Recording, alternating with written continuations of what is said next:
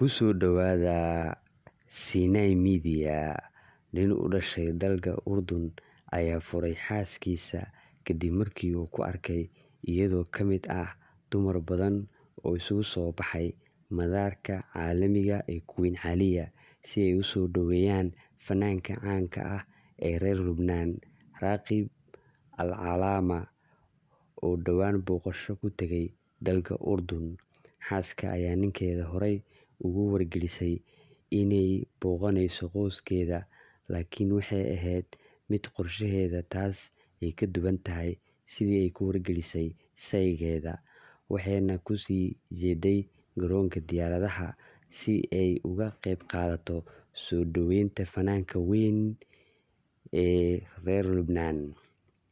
Wariye Cabdirashiid, Sinai Media.